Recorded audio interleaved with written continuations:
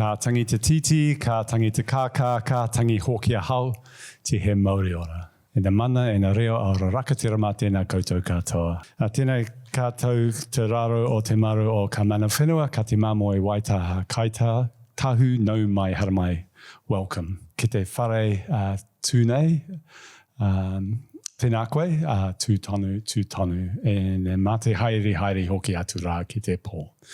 Ko waiao, no Otapoti ahau, ko Katarani te iwi, ko o tāka whakaihu waka, ko Richard Blakey ahau. Hi everyone, I'm Richard Blakey. I'm Deputy Vice-Chancellor of Research and Enterprise. It's my great privilege and pleasure to host you tonight. This is a time where we acknowledge the contributions we make as a university through our professoriate as our academic leaders. We set very high standards for professorial appointment or promotion, requiring evidence of sustained excellence and leadership across all areas of academic life, research, teaching and service. You'll hear tonight of the important research CRID has led on the dynamics of marine and polar ecosystems that are so important in the critical times of climatic and environmental change that lie ahead for us. The order of proceedings is that Professor Barker, the Pro-Vice-Chancellor of Sciences, will introduce CRID's background and career in a bit more detail. And following the lecture, Miles Lamar, as Head of Department, will summarise and give a vote of thanks before welcoming us to the Staff Club. But I just want to add my own personal thanks and acknowledgements briefly first. What is clear to everyone who gets to know CRID is the immense and effective effort and passion you bring to all you do. And we are particularly grateful for this. I'd like to personally thank you for your current service on the University Research Committee as Associate Dean Research for the Division of Sciences, where you are an exceptionally effective advocate for research and researchers during a time of significant change and challenge. I'd also like to call out your amazing book project with Otago University Press, because OU Press sits in the research division, where you took on a lockdown project, not to read lots of books, but to produce an amazingly beautiful and engaging book on beachcombing on the seashores of the Southern Hemisphere. We've had great feedback from our publisher and the OU Press team who helped you in this work, and we know that it's a very popular and good selling volume. And finally from me, it's clear that you have been driven to leadership throughout your career. You are, for example, the only person I know who has gone to the World Economic Forum to represent their university and their research within 10 years of receiving their PhD.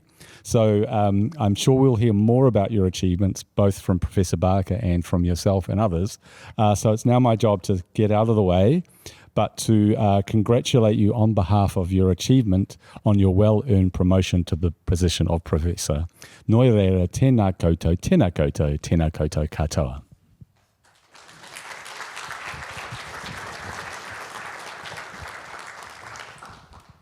Professor Blakey, tēnā koe. Professor Fraser, tēnā koe. Deputy Vice-Chancellors, tēnā korua. Professor Lemare, tēnā koe. Friends and colleagues, tēnā koutou, tēnā koutou, tēnā koutou katoa. It is my great pleasure to introduce our speaker tonight, Professor Ceridwen Fraser, from the Department of Marine Science, to give her inaugural professorial lecture at the University of Otago. As indicated by Professor Blakey, Crid was promoted to Professor in February this year, and tonight we get to celebrate this significant achievement. Born in Canberra in the Australian Capital Territory, Professor Fraser began her award-winning science career at Lynham Primary School. As an 8 or 9-year-old, she won a primary school science fair using an illuminated fish anatomy display. In a nice touch, when she won the ACT Scientist of the Year in 2016, the Minister gave the speech and presented the award in the hall of her old primary school. She decided about the age of 11 to become a marine biologist, influenced by the great Sir David Attenborough. Just as a generation earlier, self-included, were inspired by Jacques Cousteau and his underwater world. These experiences highlight the huge influence that science communicators have. After all, Canberra is not noted for its marine environment. After completing her schooling and inspired by penguins and whales, Professor Fraser headed off to the University of Canberra, where she studied for a Bachelor of Applied Science, and then on to Macquarie for a Bachelor of Marine Science with honours, graduating in 2005. For reasons I suspect she might let on in a talk, but one suggestion might be that she's thinking she now really needed to experience a first-class university. She crossed the ditch and enrolled in a PhD at Otago, studying kelp rafting in the Southern Ocean, graduating in 2009 and jointly supervised by Professors Hamish Spencer, who I saw in the audience earlier, yes, and John Waters at the back, both with us. Crid's PhD was followed by two postdoctoral positions, firstly in the Alan Wilson Centre here at Otago from 2009 to 2011, and then at Université Libre de Bruxelles in Belgium from 2011 to 2012. Feeling the call home, Professor Fraser commenced her academic career as a lecturer at the Australian National University in 2012, and while there she moved through the academic ranks to become an associate professor. Then finally, across the ditch, back here, professor at the University of Otago, just over a decade after starting her academic career. Her rise through the academic ranks has been truly impressive. As Professor Blakey has noted, promotion to full professor at the University of Otago is far from easy. One must excel in each of the three academic domains of research, teaching and service, and Professor Fraser personifies excellence. Firstly, she is a productive and award-winning researcher. Crid has published 2 books, including the Lockdown Project that we just heard about, Beachcombing, A Guide to Seahorses of the Southern Hemisphere. Sorry, seashores, excuse me. 6 book chapters, 79 refereed journal articles in some of the top scientific journals, including the Proceedings of the National Academy of Sciences, Nature, and the Journal of the Royal Society Series B. She has secured significant grant funding, both here in Australia and in New Zealand, 4.7 million in total, a little under half of that here in New Zealand, including as a principal investigator on a 2021 Marsden grant, a 2019 Rutherford Discovery Fellow, an Australian Research Council Discovery Fellowship in 2018, an Australian Research Council Future Fellowship in 2017, and an Australian Research Council Discovery Early Career Research Award in 2014. This is all the while taking out time to be a mother of 2 children. Apparently bad sleepers while babies, which must have just added to the significant challenge. Professor Fraser's research is largely focused on global biogeographic processes and patterns, especially in the Antarctic and the Southern Ocean environment. This research has been award-winning. She was the ACT Scientist of the Year in 2016, the ANU representative at the World Economic Forum in Davos, as we heard, was awarded the Fenner Medal for Early Career Research Distinction by the Australian Academy of Science in 2018. She was added to the Australian Capital Territory's Women's Honour Roll in 2018 to acknowledge and celebrate outstanding achievements of women in Canberra. She received the 2019 MacArthur and Wilson Award from the International Biogeography Society, a recognition of early to mid-career research noted for its innovative contribution to biogeography. And she won the Phycological Society of America Award for Best Paper in the Journal of Phycology in 2021. Much of Professor Fraser's publications feature work that's been published in conjunction with her graduate students, which brings me to the second domain of teaching. Since commencing her lecturing career at ANU, she has maintained a pattern of stepping into and out of significant research fellowships, but despite these commitments, she has continued to teach and to supervise postgraduate students. To date, she's supervised 3 PhD students to completion and is currently supervising 7. And you'll be interested to know that her Rutherford Fellowship is a 0.85 FTE commitment to research.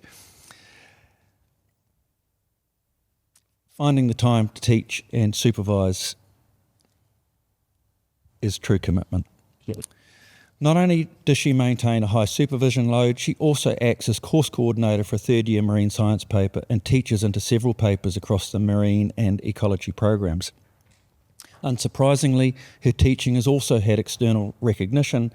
She has been made a Fellow of the Higher Education Academy, recognition for her expertise in tertiary teaching.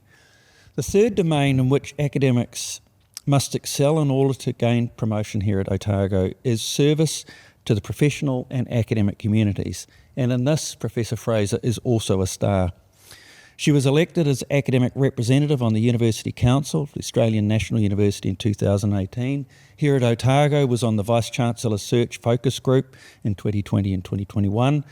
She's been on the Marsden Fund panel of experts assessing grant applications. She's been on an MBIE Endeavour proposal assessor. She was on the Australian Academy of Science panel for Fenner Medal Awards in 2021.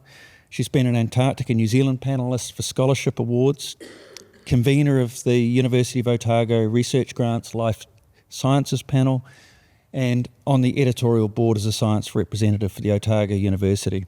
And just to make sure she has wrung everything out of the 0.15 FT left over from the Rutherford Discovery Fellowship, Crit is the Associate Dean Research for the Division of Sciences and a member of the University Research Committee. Thank you for that service. But now I think you've heard enough from me, and it's time to hear from Professor Fraser herself, one of our stellar women in science here at Otago. Please join me in welcoming Professor Ceridwen Fraser.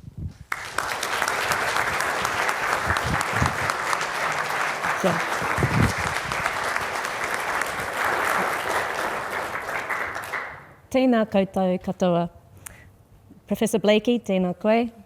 Professor Barker, tēnā koe. Deputy Vice-Chancellors, tēnā kōrua. Miles, tēnā koe. Sorry, Professor Lemaire.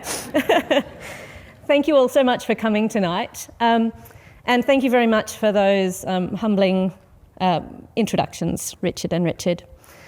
I want to start with whakatauki. Tūngia te ururua kia tupu, whakaritorito te tupu o te harakeke, which translates as clear away the undergrowth so the new flax shoots can grow. And I think this whakatauki speaks to a lot of the research focus that I have maintained over the last years, looking at how biodiversity changes through time and how disturbance to one area can create opportunities for growth and change in other areas. So I want to talk to you today about how disturbance and dispersal interact to drive evolution and patterns of biodiversity across the world. But let me start by introducing myself a little more. So, ko ingarangi ko kotirana te whakapaparanga mai. Engari no ahitereria ahau. Ko kambara te whenua tupu I te maru o te paimaunga Brenda Bella. Ko malonglo te awa.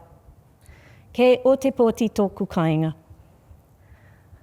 Ko Kathleen rātou, ko Malcolm, ko George, ko Joan o ku tipuna. Ko Don Rawa, ko Debbie o ku mātua.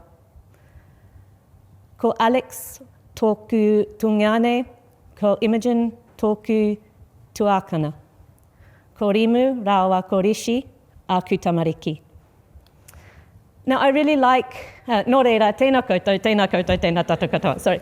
I really like this genealogical way of introducing in Te Ao Māori, but particularly at an IPL, it made me stop and reflect where I've come from and the people who have influenced who I am. And in a way, I was surprised to discover that on both sides of my family, I have quite a lot of academic heroes. I think they were there all the time and I knew about them, but I didn't consciously recognize necessarily how influential they had been. On my father's side, my grandfather, Malcolm Fraser, did a PhD at Oxford in physics and worked for some time at Oxford before taking a senior lectureship at University of Sydney. My father, Donald, did his PhD at ANU and worked as an academic for most of his career at the Australian Defence Force Academy, which is now part of UNSW.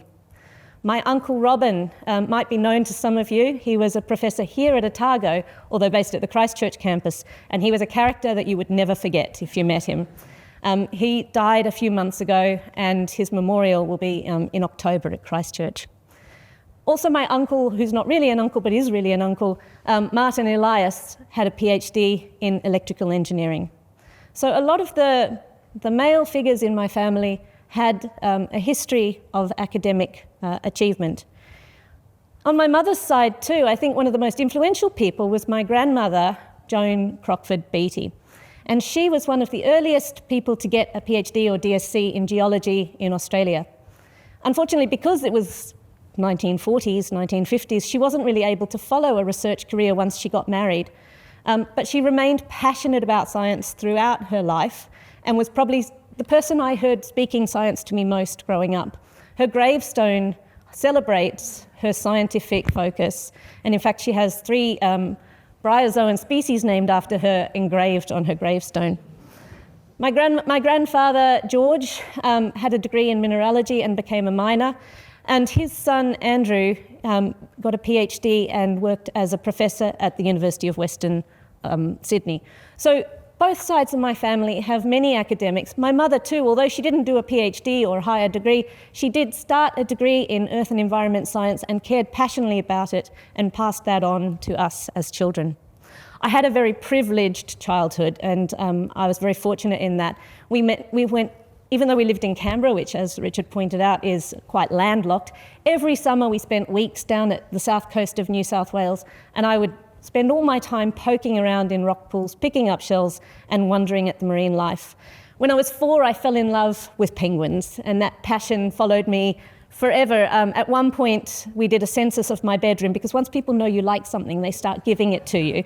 And penguins, there's a lot of penguin stuff around. I had more than 1,000 penguin objects or pictures in my room when I was 12.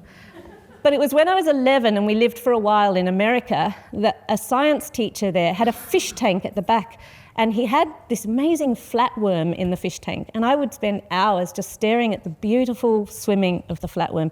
So I decided there and then I'm going to be a marine biologist when I grew up. But people advised me, don't do marine biology, there's no jobs in it. All the marine scientist students in the room, don't listen to them, it's not true. But I listened to them and I thought, all right, if I shouldn't do marine biology, what would I do? So I combined my other interests of history and art and did a degree in the conservation of cultural materials at the University of Canberra. I worked in archives and libraries and museums for a while, but I found that every weekend I was still just driving down to the coast and poking around in rock pools. So after I had a degree that would get me a job, I went and did one that apparently wouldn't get me a job. So I started a degree in marine science at James Cook University in Townsville. And what this taught me is that I'm not suited to the tropics at all. So I don't like hot weather. It's my Scottish heritage. I couldn't cope in Townsville. So halfway through the degree, I abandoned my scholarship and went down to Macquarie University to finish my marine science degree. And I stayed on to do honours at the Australian Museum. So my honours was my first foray into science of disturbance. I was with Pat picking up dredge samples in Botany Bay in Sydney, and we were looking at the impacts of dredging on benthic assemblages benthic plant animals after dredging had happened to build a new runway for the airport. Sorry, just going back to that, this photo of me covered in mud also taught me that the best way to get a seat on a train in Sydney is to be really, really stinky at peak hour. But it was a wonderful time, that honours year, and not only because I was learning cool stuff and discovering the world of research, but also because I built great relationships with Pat, my honours supervisor, and my colleague Maria, who was also a big influence on my deciding to go on in science. And we would go out every weekend kayaking and yachting around the Hawkesbury Estuary. Pat had a really nice house on the Hawkesbury Estuary. Her husband had a yacht. And many, many happy weekends spent drinking wine, yachting around, picking up worms. Always picking up worms and sorting them in our spare time. You can see here a very beautiful terra-bellid worm, so beautiful that recently I built some lead light windows, and I know Peter, my lead light window teacher, is here in the audience somewhere up the back there. More lead lights later, but we've immortalised the worms in some lead light windows that I gave to Pat and Maria.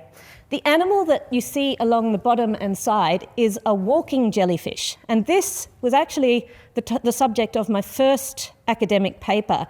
It was a chance finding. Maria and I shared an office. We had a fish tank in the office. We had a sea slug called Pedro in the fish tank, and Pedro liked sea lettuce. So we'd go out every weekend and pick him some sea lettuce from the rock pools. And one day the fish tank was covered in tiny white spots, and we pulled some out and looked under a microscope, and it was these incredible jellyfish that use suction cups to walk around rather than swimming as we think most jellyfish do.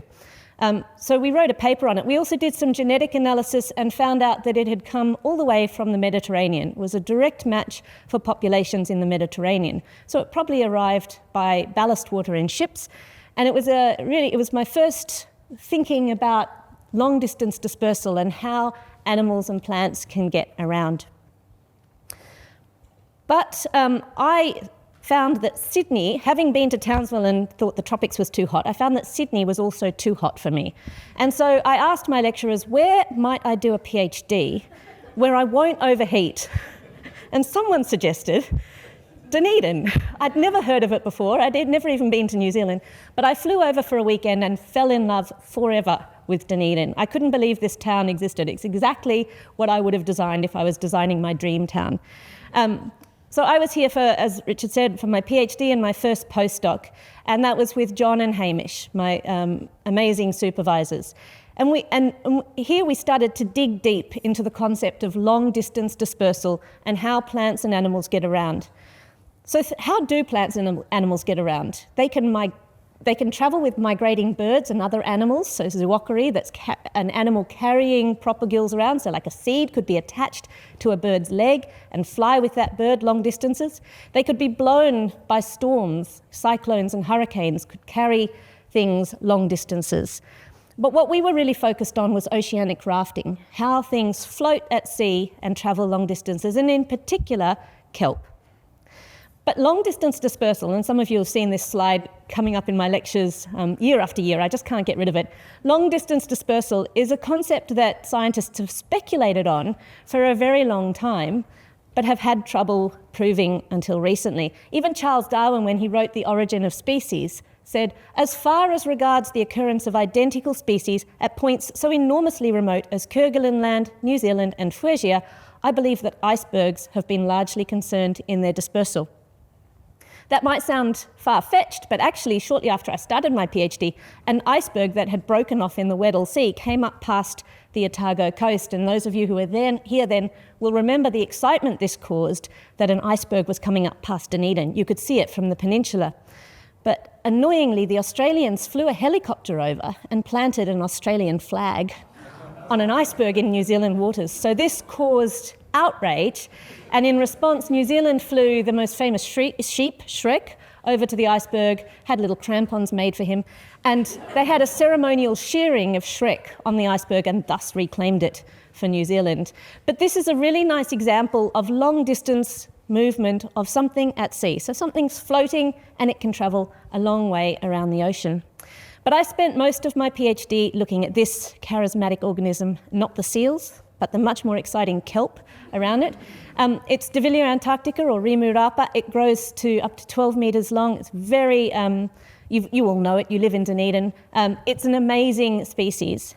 And it occurs right around the southern hemisphere, in the sub-Antarctic, around New Zealand, and along the coast of South America. It floats really, really well. So there's potential, if it breaks off and sets off in the Southern Ocean, for it to travel right around the southern hemisphere. It's also important potentially as a carrier of other animals. So this is the holdfast of the kelp, the basal bit that sticks onto the rock, and it is home to many, many other species, from things like crabs and worms and snails, sea stars, all sorts of things live inside the holdfasts. So if the kelp breaks off, it could carry animals right across the ocean. And when I was shopping for a PhD, John had this idea to look at whether kelp could raft and carry animals with it across oceans. So we started using genetics to do that. And we found some really nice evidence that it happens. This is a photo towards the end of my PhD in 2009, when I stumbled on some super exciting kelp on St. Clair Beach, and it was exciting because it was covered in goose barnacles. And some species of goose barnacles only grow on things that are drifting at sea. So if you find something on the beach that's covered in goose barnacles, it's probably been drifting at sea for quite a long time. And doing genetic analysis on this kelp that had large goose barnacles, we were able to show that the kelp had travelled hundreds of kilometres from the New Zealand sub-Antarctic, and it still had live animals in the holdfasts. So this was really nice evidence that kelp can carry animals long distance at sea. I won't go into details here, but we also, using genetics, were able to infer that at the peak of the last ice age, sea ice around Antarctica wiped out populations of bull kelp that were then able to recolonise, drifting in the path of the Antarctic circumpolar current.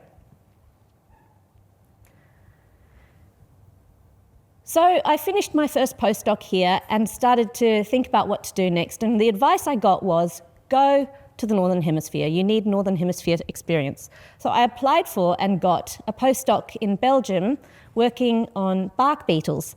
My supervisor was Jean-Claude Grégoire, and given that I was sick to death of field work down in the sub-Antarctic where I got wet and cold and beaten around, it was quite luxurious to go and do field work in European forests. Jean-Claude always chose his field sites to be as close as possible to the best wine-growing regions in town. And my memory of those field trips is that he always had a basket and a baguette and a bottle of wine. And when I was preparing this talk, I got clip art to give me a picture of that, but then I went to Jean-Claude's website to get a picture of him to put in here, and I found that actually his own picture is him with a basket and a baguette and a bottle of wine. But I was looking there at whether bark beetles disperse, whether the males can mate with females that they're not related to. So it's kind of a complicated story, but female bark beetles can fly. They fly to a tree, they lay their eggs under the bark, the eggs hatch into larvae, the larvae start to grow up, and when they're old enough, they mate with each other. And then the females fly out and find another tree. But the weird thing is we find males in the forest flying around too. So why would a species invest in dispersal, wings and the capacity to fly, if it's already done its job and mated with its sisters? Bit gross, but... and it turns out that it's possible for bark beetles to mate a second time with unrelated males, and the sperm gets stored in the spermatheca and can be used to I was going to say sire, but it's, to make more babies. So some of the babies are from the first mating and some are from the second. But that explains why the males are dispersing through the forest. At the end of this postdoc, I was pining for the Southern Hemisphere and missing the sub-Antarctic. So I applied for and got a permanent job at the Australian National University. And it was a great place, and I had great colleagues and great facilities, and I really enjoyed my time there. But I missed New Zealand. And I was always looking for opportunities to come back to New Zealand and to connect with the University of Otago. I took every opportunity to participate in University of Otago alumni events. This is 2017. Every time there was an alumni event, I'd call a couple of friends and say, hey, let's go. We went on harbour cruises. But this was at the Brumbies versus Highlanders match in Canberra in 2017. We got a place in the director's box. Gemma was a postdoc in Sydney, and the academic SLT member at that event was Helen Nicholson, who later became our Vice-Chancellor, and we were hitting her up for a job. We didn't get the job, but we both found ways to come back here anyway. So in 2019, I got a Rutherford Discovery Fellowship and jumped at the opportunity to jump the ditch and come back to the University of Otago. So I can't really separate what I did at ANU from what I've done at Otago because it's all intermingled. But just to go through some of the projects that my group has worked on, Katie Moon was my first PhD student, joined me at ANU. That's her graduating, and we got a selfie with the Vice-Chancellor, who's also a Nobel laureate, and she was the valedictorian. But she was looking at dispersal of penguin ticks. And it's a really interesting question how these parasites might disperse when they're on an aquatic host. So the penguin only travels by swimming through water. I mean, they waddle, but they don't waddle far. So they swim through water. How can their parasites, which are not used to being in the water, they're not aquatic, how can they survive and can they disperse with them? And Katie did all sorts of cool things. She put ticks in like tea caddies and dangled them off boats and put ticks under pressure to see how they'd cope with water conditions. But she also did lots of genomic work, looking at populations and how they were similar or different to each other. And this is a nice example of one study she did where she looked using genomic methods at populations in the Falkland Islands and Marion Island. And she found that while there's some evidence of ticks being able to move around with penguins, mostly over short distances, on the whole, it doesn't seem that they're very well suited to travelling long distances with penguins at sea. Oh, that's Katie with her arm right down a penguin burrow, because little blue penguins nest in burrows. And it's really counterintuitive if you're Australian to go out on a hot summer's day and shove your arm down a burrow in the ground. Sometimes you do pull out a snake. Another area that my group's worked on and off is polychaete worms. We keep coming back to some of these cool animals. So you've all heard of the EAC in Nemo, Finding Nemo. They ride the EAC down to Sydney. It's a very strong current that flows from north to south along the east coast of Australia. And so we looked at polychaete worm populations along south coast of New South Wales. And now these are a bit mixed up, but basically different colours either mean different populations or different genetic lineages. And you can see along the coast of New South Wales, it's a great big mess. There's lots of colours everywhere. And what that really means is that these populations are well mixed. There's a lot of gene flow, a lot of movement among different populations. So how can that be if the EAC flows north to south? Shouldn't we see a bit of a pattern of kind of isolation and north-south differentiation? Well, it turns out the EAC is only really strong in summer. In winter, it gets broken up by big eddies that can push pockets of water northwards. So another example of how animals are able to use long-distance dispersal. In the case of the polychaetes, it's probably their larvae that are going out to sea and so they're little babies floating in the water, being pushed up and down the coast by the currents. My group's also been growing an interest in diseases of kelp. Callum Blake was an honours student who worked with me several years ago. Abby may be a PhD student, and now Lily is an honours student in my group. And these guys are looking at what diseases affect kelp. Molinia is one that we've focused on a lot in the past. It creates these yellow warts all over the kelp. And we found connections between the populations of the disease here in Australia and Chile and New Zealand. So it seems that the disease is able to travel with the kelp as well as the animals that live in the kelp holdfast. And Lily's, with the help of Gemma, now looking at what other diseases can affect kelp. And so we don't really know much about what diseases are out there, but it's really important moving forward. One thing that I keep coming back to in my research is Antarctic ecology, and in particular, how isolated Antarctica is. So Antarctica sits in a very geographically isolated location. There's the Southern Ocean, which has the strongest current in the world circling around it.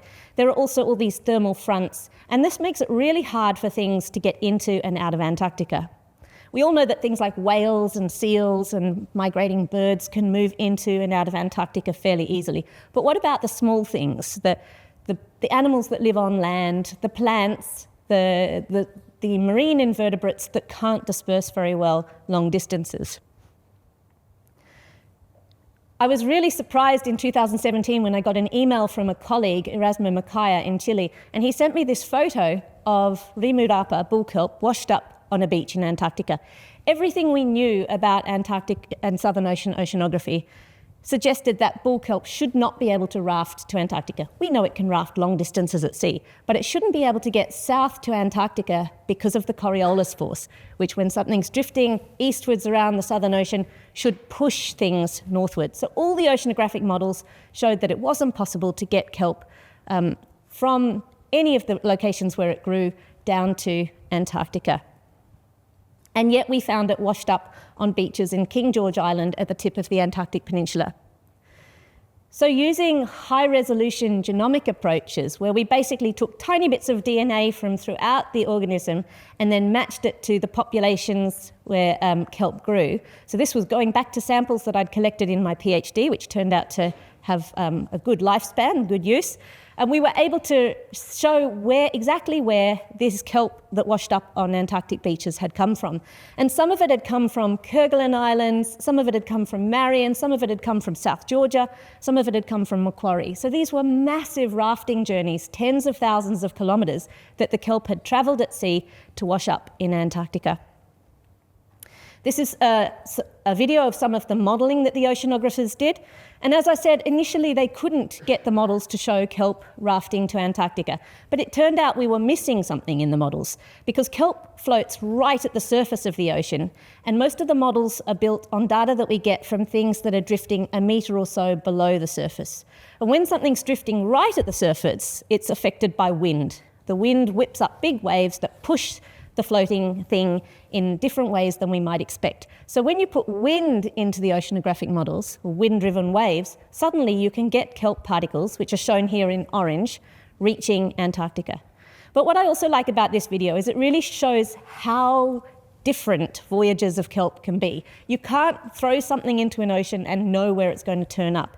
There's so much variability in where things can go at sea.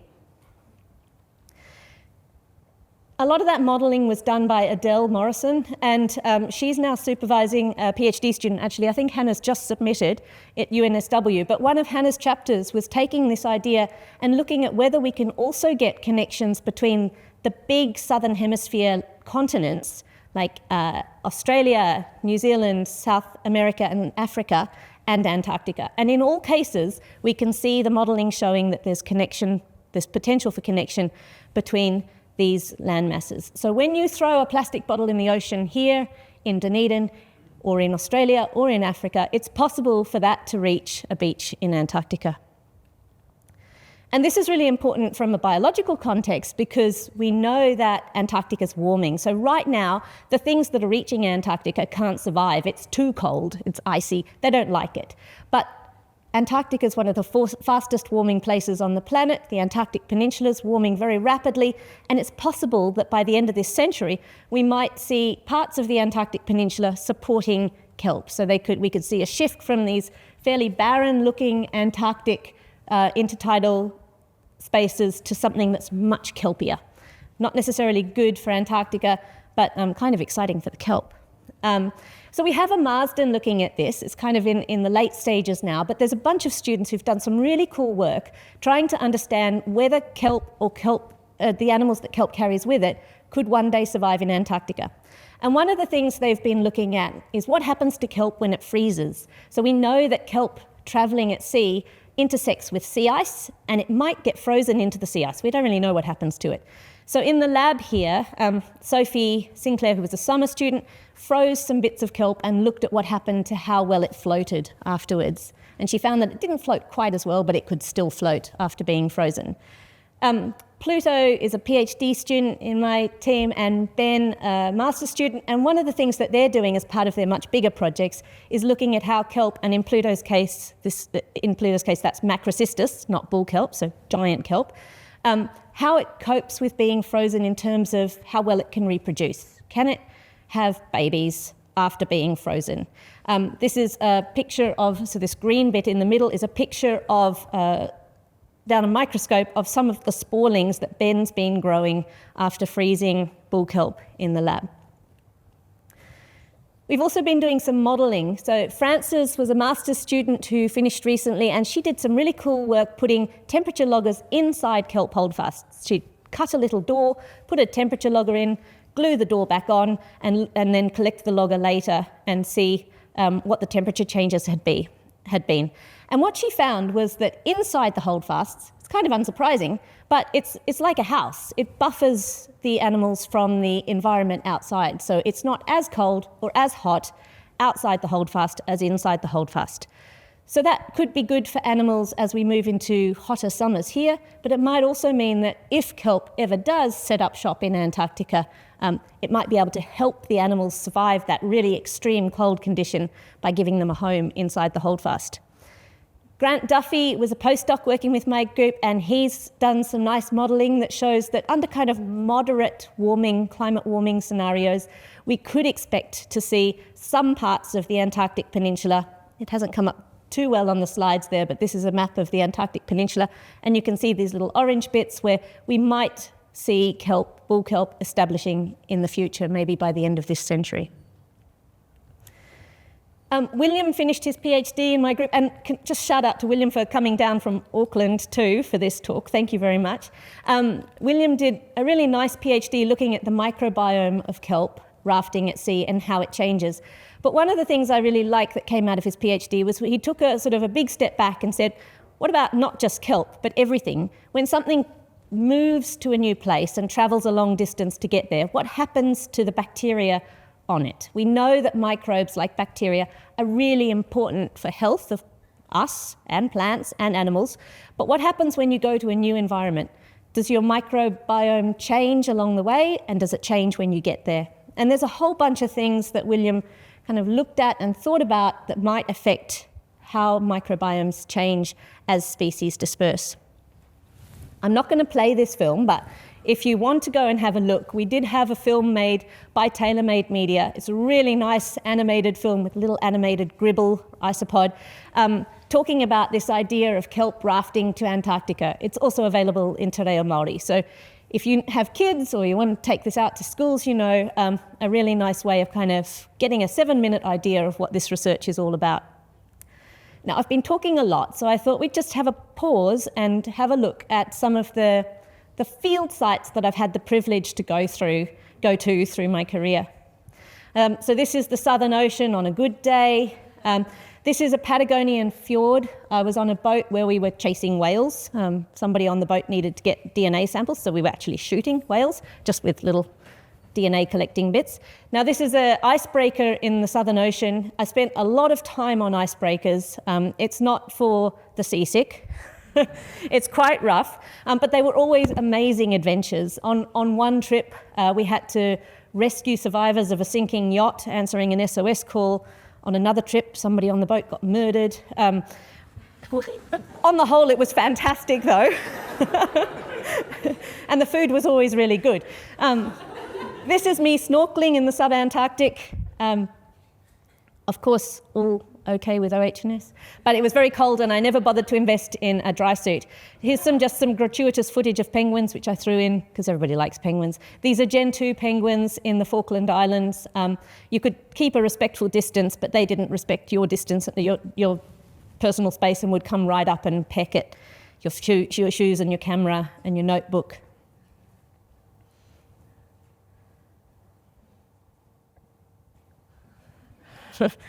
Here's some dolphins riding the wake of a ship. I think this is back in Patagonia again.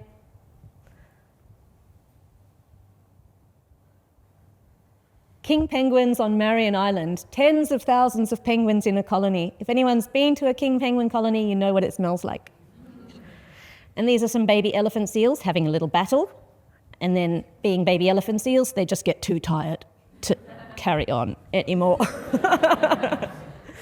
This is the boat we took in the Patagonian fjords. Worst cruise I've been on. The boat leaked. The captain didn't know what he was doing. We kept smashing into things. In fact, that boat sank on the next cruise. And when I asked about the smell, they said, "Don't worry, it's just the burning asbestos." It's like, what? This is getting onto and off an icebreaker in Antarctica. We had to climb up a little rope ladder to get onto it.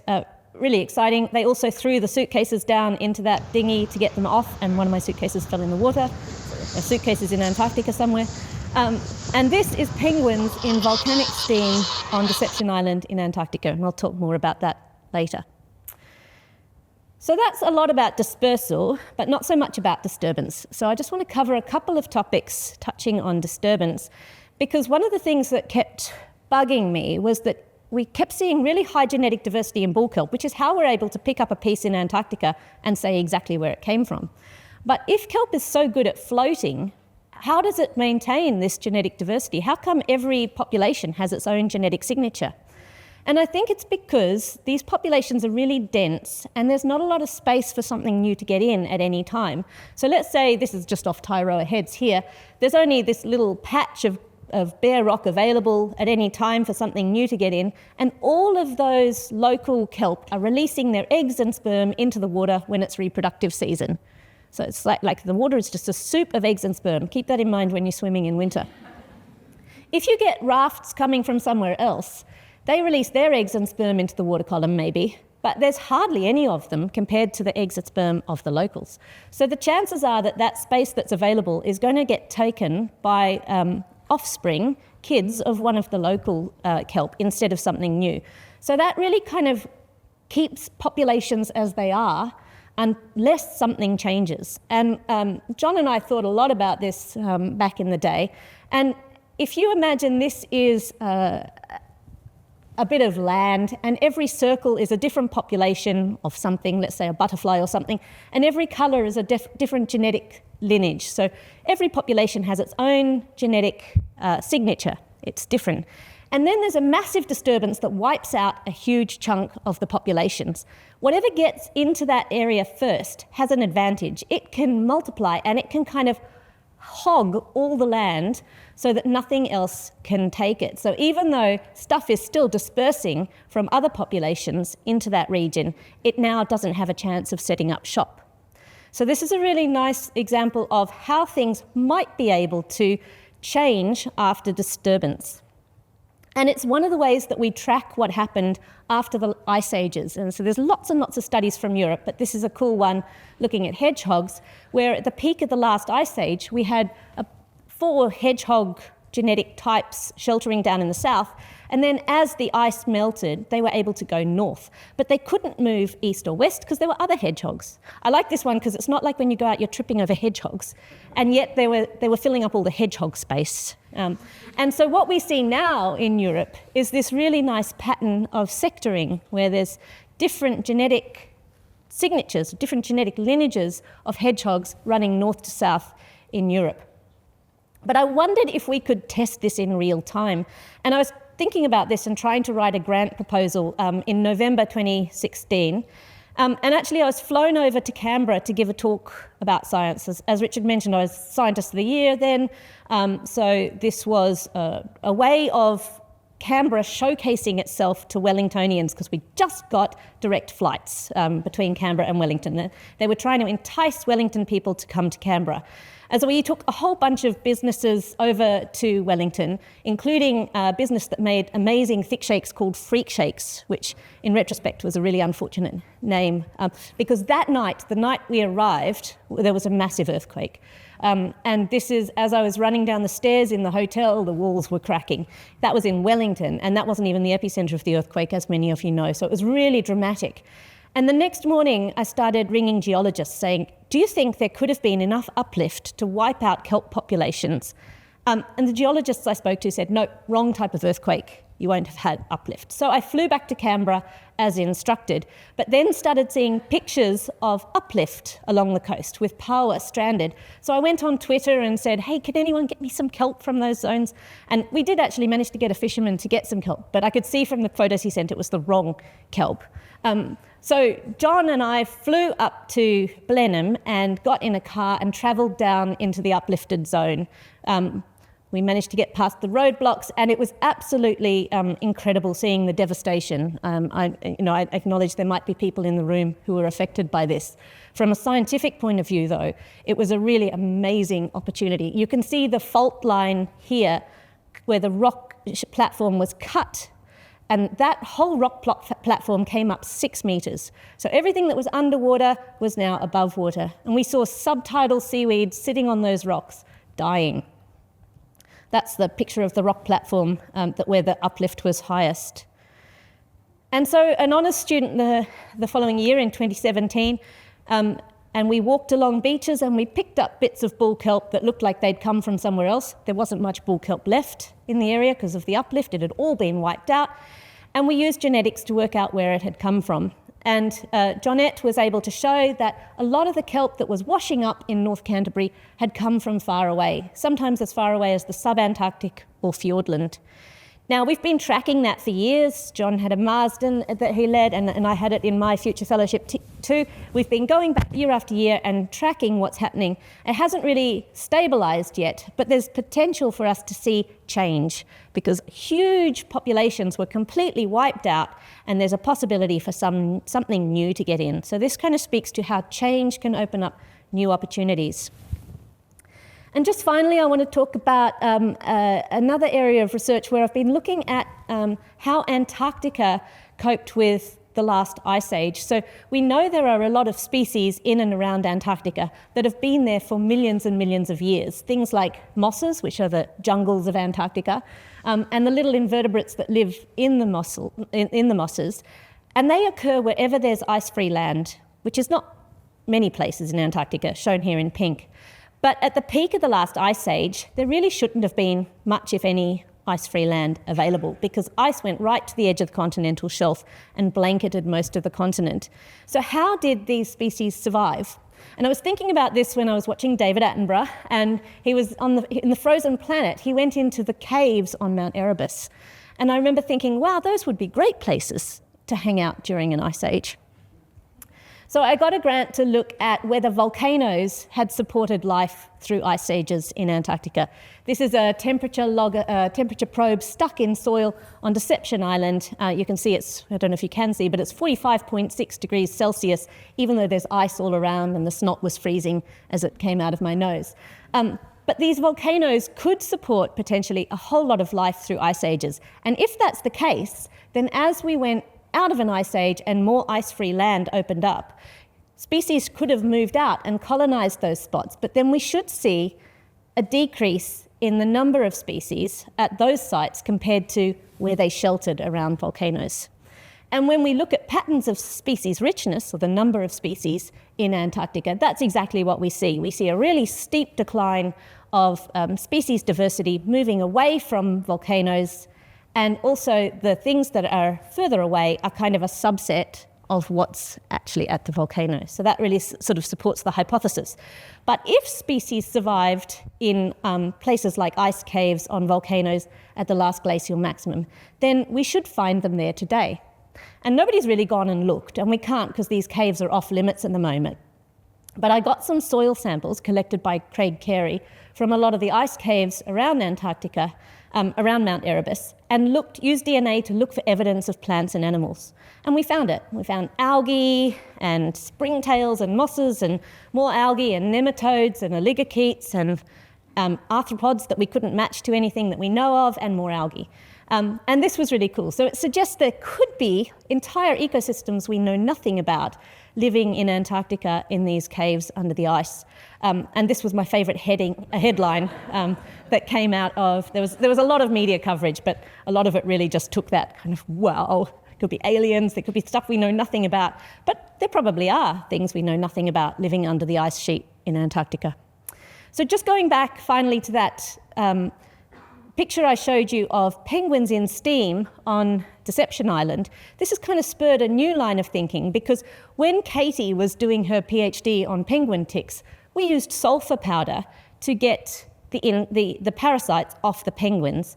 And I suspect that the reason I saw penguins and seals and skewers and all sorts of things hanging out in volcanic steam on Deception Island is because they're using it to get rid of parasites.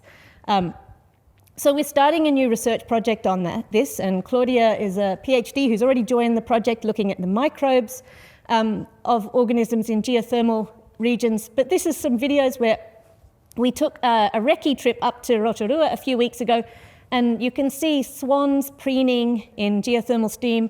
You can see gulls nesting and flying around in geothermal steam. Swallows, all sorts of things are choosing to hang out in geothermal steam, and it might be to get rid of parasites on them.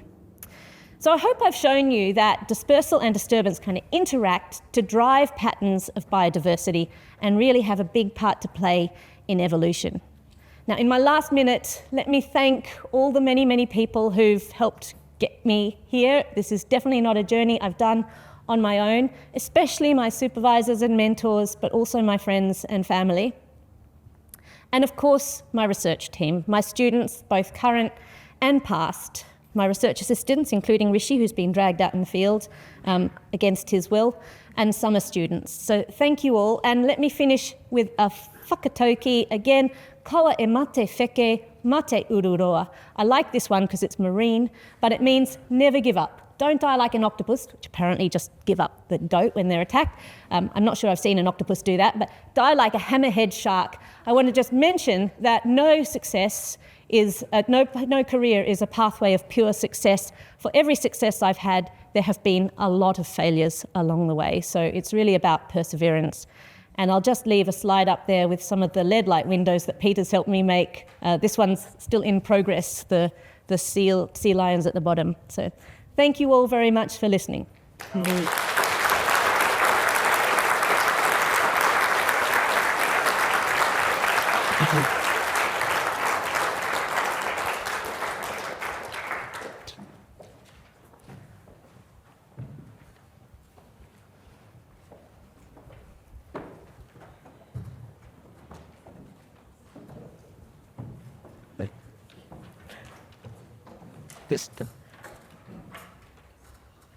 I think it's set up. Good.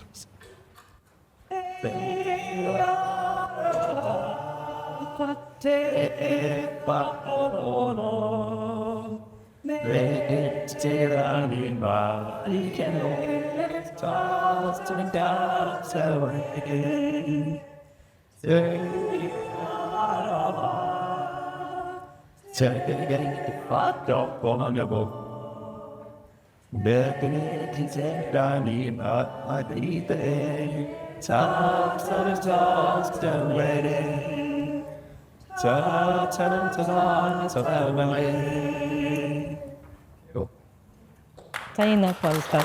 Tēnā koutou.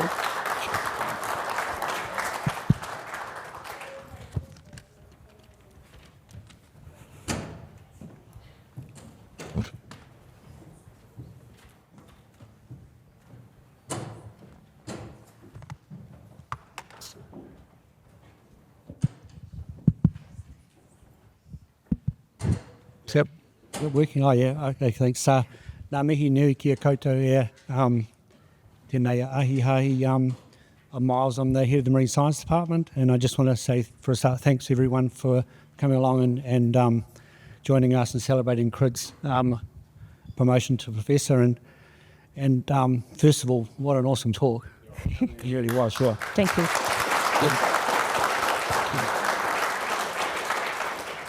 And I think, it's hard to follow up to things that the Richards have said in terms of your what you've achieved so far.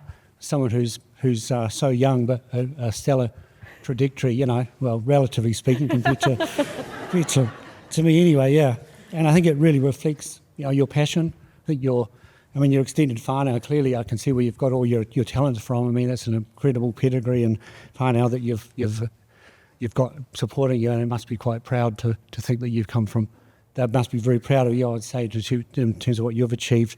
Yeah, it's fantastic. I think, it really reflects your dedication to your research. I mean, as I said, a lot of people during lockdown wouldn't be writing books, but, for someone like you to go ahead, and I think you even emailed me to ask advice on what various bits and pieces were, and it was fantastic to see someone who was really out there. I think we share similar research interests. I mean, we do collaborate on a number of things, so I can really vouch for the kind of research you're doing, and you've really given us a taste of what you've done so far. And I think it also means I'm quite familiar with your standing within the research community that we both share, the Antarctic community, among other things. And I mean, you really have got an amazing reputation amongst nationally, internationally, amongst your peers. Thank you. And I think, it's really fortunate someone in your position has got choices where you would choose to go, where you would choose to do your research. And I think we're so lucky to have you choose Otago as a place to make a career and raise a family and contribute to the community and academically and what have. So, yeah.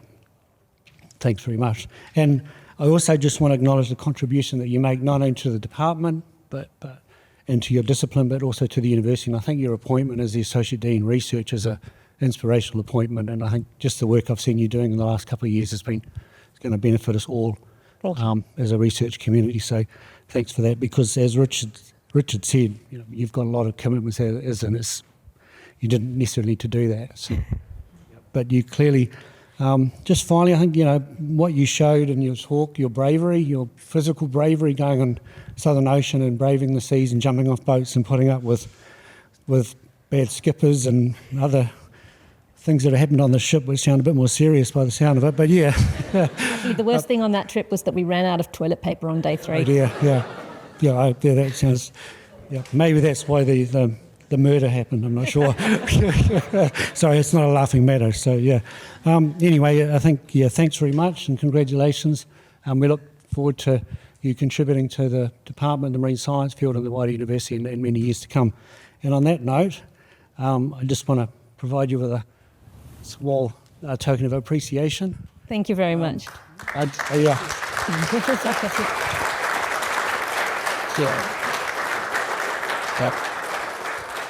hope it's not stained glass, because from what you've done, it's amazing what you're doing there. And I think we might be able to start up the geology department a bit, Richard, when you move over there. Yeah, with a couple of stained glass windows. Yeah. So anyway, the last thing to do is to just invite everyone across to the staff club. There's opportunity to have a few drinks and celebrate with Crid, her IPL. So thanks very much. Please do come and join us for a drink.